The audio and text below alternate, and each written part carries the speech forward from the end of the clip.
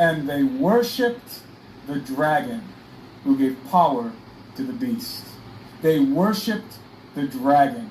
That's where this is going. The Luciferians believe and expect, and the Bible, that men will again worship the dragon before the end of this age, at the end of this age, before the closing of this age, before Jesus returns. It's literally going to happen. The worship of Lucifer himself, the oldest religion in the world, is coming back, and it's going to be global, and that's what all this is working towards. In fact, I'm doing one more analysis that deals with the plume serpent analysis that deals with that very fact, that they're actually trying to reinstitute the worship of Lucifer.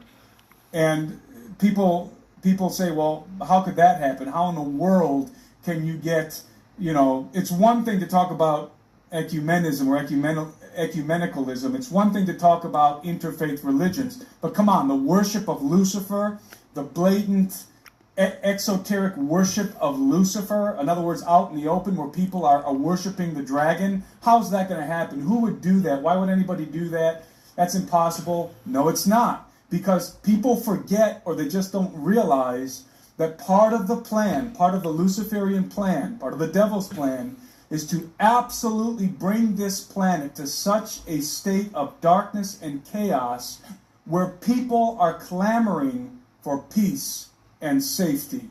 And the man that brings that peace and safety, the man that restores, or the organization that restores order to this planet, will be worshipped. People will, in times of peace and comfort, people may say, well, I'm not going to relinquish my faith. I'm not going to compromise on the gospel. But when the days get dark, and when people don't have food, and when there's wars and, code red, blood and smoke on the earth, people start to break down because suddenly food and water and safety trump conviction. And they know that. The architects of the collapse understand that. So if they can collapse everything and bring the world to such panic and disarray, and then bring in a savior, they know that they can reinstitute Luciferianism as the prime religion on planet Earth. Timothy, that's their goal. The things that you're saying are public information in Alice Bailey's book, Externalization of the Hierarchy.